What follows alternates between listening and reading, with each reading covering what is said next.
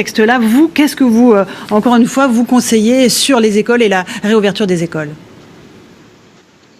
Bon, premièrement, j'affirme que c'est un non-choix qui est proposé aux parents. Car à l'heure où nous parlons, de ce que je comprends, si les parents qui gardaient les enfants, souvent dans un dispositif grâce au chômage partiel ou aux arrêts maladie, ces dispositifs vont s'arrêter. Ce matin, la ministre du Travail a dit que peut-être qu'il continuera encore quelques jours, mais pour l'essentiel, les gens vont être placés face à un choix quand leur employeur va les appeler, de soit dire je reprends le travail conformément à ce que demande l'employeur, soit je garde les enfants, et ça peut amener à ce qu'ils se fassent licencier, qu'ils perdent leur emploi. Donc il n'y a pas de choix déjà d'un point de vue social pour beaucoup de gens qui ne font pas du télétravail, ces ouvriers, ces employés, tous ces gens qui ont besoin d'aller sur leur lieu de production pour pouvoir faire leur emploi. Deuxièmement, là où il y a une inquiétude que je vois monter très fort dans ma circonscription, et j'ai envie de dire même qui me concerne moi, qui ai une enfant en CP, c'est quelles sont les conséquences sanitaires du fait que nos enfants aillent dans les écoles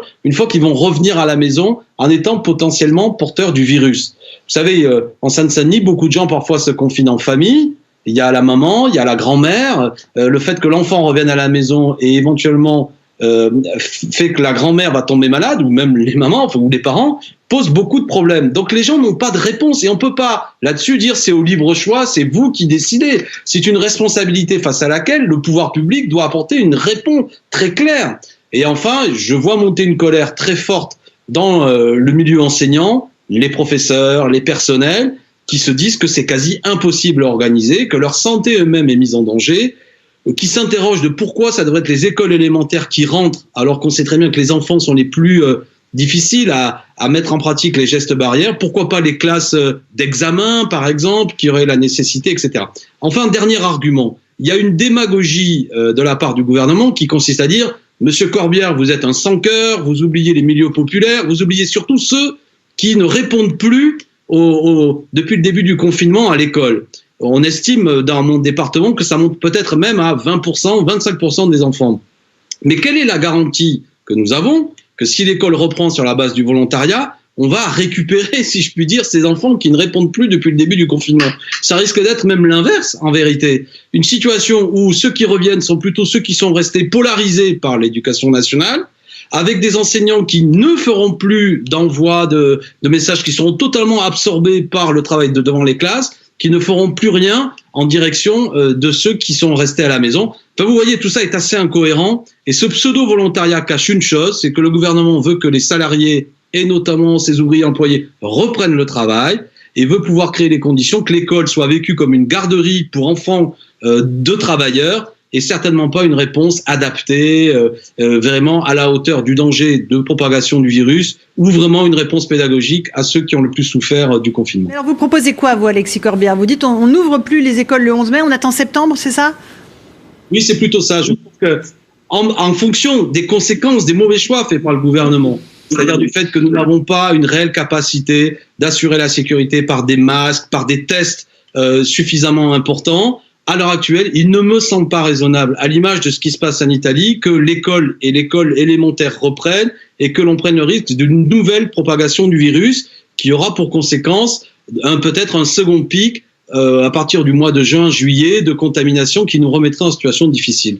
Donc il faut, pour l'instant, moi je suis pour que les gens reprennent le plus vite possible l'école pour ce qui est des enfants, mais en raison des mauvais choix faits par le gouvernement, qui n'a pas réquisitionné les moyens de production pour vraiment que nous ayons tous des masques, qui n'a pas alerté assez tôt toute la filière scientifique qui pouvait créer un nombre suffisamment de tests, je crois qu'effectivement on est un peu bloqué, même si c'est pas agréable, et je ne vois pas raisonnablement notre capacité d'accueillir les enfants là, au mois de mai, avec cette idée finalement que le virus va se propager, et avec la mise en danger de certaines familles sur la base d'un volontariat, avec en plus aucun dispositif social derrière réel pour permettre aux familles de rester à la maison avec les enfants en ne perdant pas leur emploi. Vous voyez, on est un peu réduit à ça, et c'est la raison pour laquelle dans notre programme France Insoumise de sortie du confinement, nous avons beaucoup de propositions, mais notamment nous pensons que la rentrée n'est pas raisonnable avant le mois de septembre pour ce qui est de l'école élémentaire. Alexis Corbière, est-ce que vous avez compris ce qui va se passer sur les départements rouges, départements verts, comment on peut se déplacer, à quel endroit?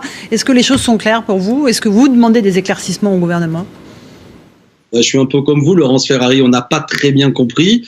Moi, ce que je crains, c'est que notamment, vous savez, il y a des départements qui sont professionnellement polarisés par des grandes agglomérations. Alors peut-être que dans ces départements, il y a peu de cas de contamination, mais si l'activité professionnelle reprend, il va y avoir à nouveau un grand mouvement de ces départements vers le centre urbain, où là, peut-être, il y a du virus, et le virus va à nouveau repartir vers ces départements qui jusque-là ne sont pas impactés. Donc tout ça n'est pas clair. Moi, finalement, le discours d'Édouard Philippe hier, il avait beaucoup d'habileté, mais quand on le remet à plat après réflexion, c'est quand même laissé au bon vouloir et aux bonnes possibilités, si je puis dire, des agglomérations, des collectivités et des départements, qui dans certains endroits seront peut-être en capacité de mettre en place des choses qui protègent nos concitoyens, et dans d'autres endroits des dispositifs beaucoup moins importants. Moi, je ne suis pas pour cette espèce de dislocation de l'unité nationale dans une sortie low cost en fonction des moyens locaux. Vous savez, il y a des communes qui distribuent des masques à l'heure actuelle parce que c'est des communes riches qui en ont acheté, et il y a des communes qui n'ont pas vraiment les moyens d'en acheter, ou qui en ont acheté, qui ont pu en acheter seulement pour les EHPAD et les personnels de santé. Ça, c'est déjà intolérable. Et j'imagine que vous avez des tas de témoignages. Il y a des villes où les gens ont reçu par enveloppe des masques qui ont été envoyés aux habitants, et il y en a d'autres où régulièrement des concitoyens vont à la mairie et on ne peut même pas distribuer des masques. Vous aurez compris qu'en Seine-Saint-Denis, on est plutôt dans le cas de figure où les gens amènent des masques et actuellement on n'arrive pas à en avoir. Ok, merci beaucoup Alexis Corbière d'avoir répondu à nos questions dans Punchline sur CNews. Effectivement, la question des masques, elle est cruciale.